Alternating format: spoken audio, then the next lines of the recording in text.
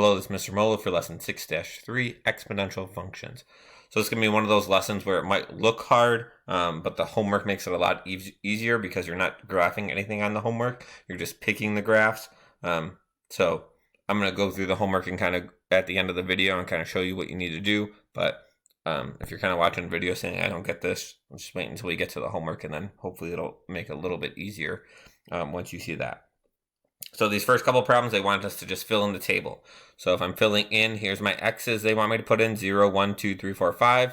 And there's my x right there. So if I put in a 0 there, 2 to the 0 power is 1. 16 times 1 is 16. If I put in a 1, 2 to the first power is 2. 16 times 2 is 32. And it also wants us to start seeing patterns here. So I'll do one more. 2 to the second power is 4. 16 times 4 is 64. And now we can kind of see a clearer pattern. 16, 32, 64. Next is 128. Next is 256. And last is 512. So the pattern there is multiplying by 2. So each time we multiply it by 2 because it's 2 to the x power. Okay, this time it's also 2 to the x power. But if you look at the pattern on the left now, here we were going up by 1, up by 1, up by 1, up by 1. Up 1 the whole time. Now here, we're going up by 2 the whole time. So how is that going to affect our pattern there? So we already did 0. So if we plug in 0 there, we get 16. We already did 2. If we plug in 2 there, we'll get 64. And we already did 4 from the first one. We got 256. And now we can kind of see the pattern is multiplying by 4 each time. So if I do it again, I'll get 1,024. If I do it again, I'll get 4,096. And if I'll do it again, I'll get 16,384. So you see every time we increase this here, we're going to increase the other side of the pattern as well. So here we were adding 1s, our pattern was multiplying by 2. Here we were adding 2s and our pattern was multiplying by 4. Okay, let's see if it also works with fractions and if the pattern goes down. Okay, so same thing here. 1/2 x to the 0 power. I'm sorry, 1/2 x to the 0 power is 1. 16 times 1 is 16. 1/2 x to the first power. That means it's going to be 1/2 times 16. That's 8. And then it's going to be a 4th times that. So we get 16, 8, 4, 2, 1, and then 1/2. So again, everything on the left is going up by 1. And everything on the right, we're going to say is multiplying by 1/2. You could also say divide by 2, but usually with patterns like this, we usually keep it as a multiplication problem. So multiplying by 1/2. Again, kind of the same thing here. So to the 0 power, to the second power, and to the 4th power. And again, each of these is going up by 2 now instead of up by 1 like the other left side. So our pattern is going to be even bigger on this side. So multiplying by 1/4 or again dividing by 4, kind of the same thing. So notice how the patterns change there. You'll have a couple questions we'll ask you to identify the pattern. Okay, and this is one of those things I was talking about where you might be freaking out like, Mr. Molo, I can't graph these. Again, don't worry, Big Ideas is not going to ask you to graph it. It's just going to ask you to pick out which graph looks like it. Okay, so it's going to give you 4 options. You're going to pick it out. And I'm not expecting you to even graph these. I'm going to show you right now. I would use the website Desmos. Okay, so I'm going to pull up the Desmos graphing calculator. And so our first problem there was y equals 2 to the x power. So I'm going to put y equals 2. And then the way I get to the x power is I'm going to hit the shift button and then the 6 button with that up arrow. And I'm going to get the x power. And I like this a lot better than the graphing calculator because later on it'll ask us for like the domain and the range. And so it's a lot easier to see that stuff on this kind of thing because we can see like, oh, the y-intercept is 1. And we can see like, oh, look, here it's crossing at 2, 4. And it's a lot easier to see. We can zoom in, we can zoom out, we can do all that stuff on Desmos. So I do like this a little bit better than the graphing calculator. So on the homework, it'll literally just give you like 4 options. And it'll say like, oh, does the graph look like this? Or does the graph look like this? Or does the graph look like this? Or does the graph look like this? Pretty much every time.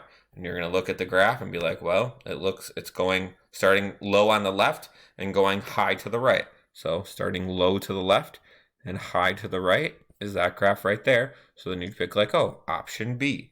Okay, so I'm not going to ask you to graph or do anything like that.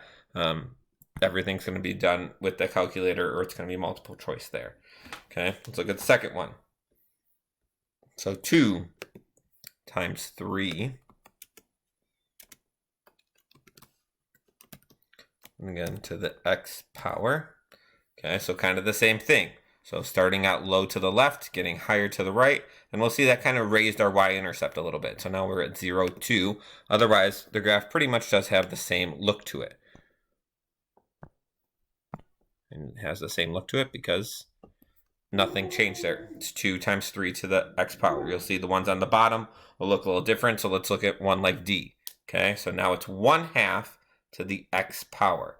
So now let's switch this and do 1/2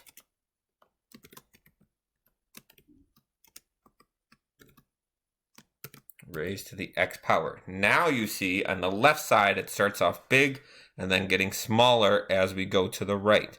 So now if you were to graph this, it should look something like big on the left side, small on the right. So something that looks like that. Again, I'm not expecting this to be perfect from you guys, just as long as you can kind of pick out the picture and see what happens. And let's look with one more. If we put a 3 in front of it, that kind of just shifts our y-intercept again from where it was before at 1, and now it shifts it to 3. So it's just going to pull it a little higher, but theoretically kind of the same looking graph. Okay, so I'll show you those on the homework when we're done with the lesson to kind of show you like that. Okay, there's going to be a couple questions, and I want to say these are the first ones from the homework. It's going to ask you, is it linear or is it exponential and stuff like that. So linear equations, we should already be very familiar with. It's the y equals mx plus b. Okay, there's no exponents. There's nothing in there. You know, y equals 4x plus 2. Linear, it's linear. Nothing weird about that. Y equals 3x, or just like y equals 7. Okay, those are what we would call those linear lines there. Okay, straight line, nothing silly with it. Okay, and then you see what we've been doing, you know, like the other ones we've been doing, like y equals 3 to the x power. Okay, those are exponential graphs. These exponential graphs have a couple rules to it. So you'll kind of see they use the letters a and b. Again, those can be any numbers. Doesn't have to necessarily be a and b. It's just using a and b, first number, second number kind of thing. Pay attention. It says here, this is probably the biggest rule to pay attention to. Okay, b has to be bigger than 0. So that means b cannot be negative. If you have one where b is not negative, that is not going to be an exponential function. You'll be able to graph it, but it's not going to be in the same like big slope pattern that we're used to seeing with the first couple ones that we saw. Also, it says b has to be greater than 1. Okay? Doesn't say equal to 1, so not like 1 exactly, 1.1, 1.2, something like that. Okay, so it has to be greater than 1. Okay, so if you see some graphs that look like that, it's not going to be exponential. Okay, like I was saying there, some problems like this are going to ask you, is it linear or is it exponential? Okay, so here we can kind of look at the pattern from 8 to 4 to 2 to 1. It looks like we are multiplying by 1/2. That would be an exponential pattern.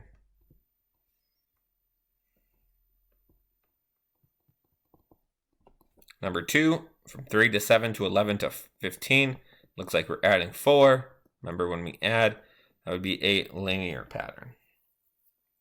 Here from 12 to 9 to 6 to 3, looks like we're subtracting 3. So again, that would be a linear pattern. And this one's kind of tough because it has those decimals in there, but if we look from here, from 2 to 8, we're multiplying by 4. And that kind of makes sense. 0.5 times 4 is 2. And then 1/12 times 4 gives us a half there. Or not 1/12, 1/8, sorry. Would be exponential as well because we're multiplying.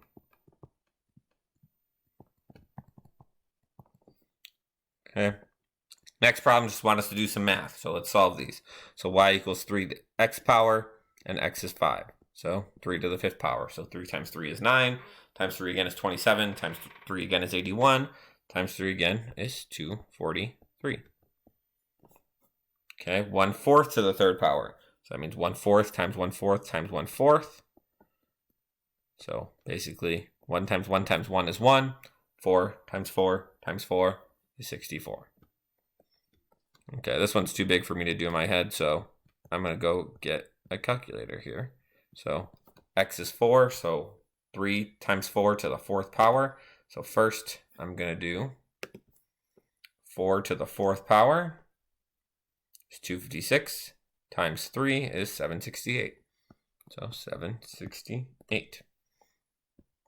All right, so here it wants us to compare the graph to the parent function, describe the domain and range. So compare, this is when we're talking about, again, the stretch and the shrink stuff that from before, okay? So if you remember, there's always going to be a number outside, even if it's just 1, and a number inside, okay? So the number outside tells me if it's vertical or not. Okay, outside the parentheses is vertical, just like it was before. Inside the parentheses is the horizontal. Okay, if it's bigger than 1, it is a stretch. Remember, vertical is the one we like, so it's not backwards. If the number is less than 1, then we call that a shrink. Okay, it's kind of hard to see here because it's kind of hard to imagining, whatever, a slopey line stretching and shrinking. But it does stretch and shrink if you compare it to one another. Okay, so here on number 8, so I have -2 to the x power. So let me look at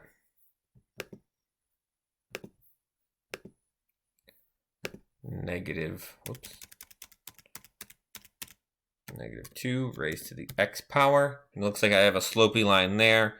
It looks like it's going through -1. So small at the front, or on the left side, sorry. And then goes through -1 and goes down. Okay. That negative sign, if you remember from before, means I'm going to have a reflection.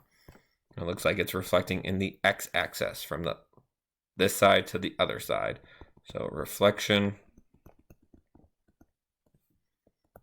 in the x-axis.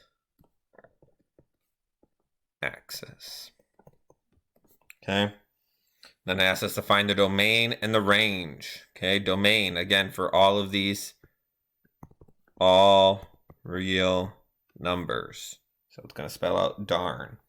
Range, the lowest my y is going to get, the highest my y is going to get is 0. It's not going to get anything above there. So if we go back to that graph and zoom out, it never gets above 0. Like, it might get really close to that line, but it's never going to get above that 0 line. So y has to be anything less than 0. Okay, kind of the same thing on this one. It's going to look something like this.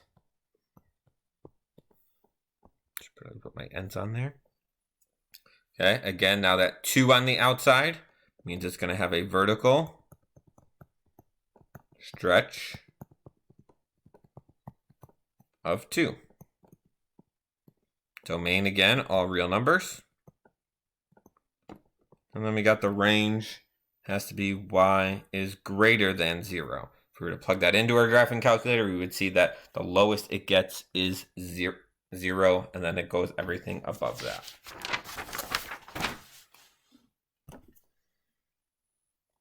Okay, kind of the same thing here. It wants us to find our domain and range. Again, I could see based on this one that it's a -2. So domain, all real numbers. And my range, since I'm going to go down 2, my range has to be y is greater than -2. Here, I don't have a plus anything. So I know it's just going to go as close to 0 as it can. So my domain is all real numbers. And my range is going to be y is greater than 0. Remember, if these were negative, then it would have been y is less than 0 or less than -2. But since the 4 is positive and the 4 is positive, it's going to be y is greater than 0. Also, I see I'm running out of time on my 15-minute limit here. So I'm going to make a new video that goes over these last couple problems and that goes over the homework.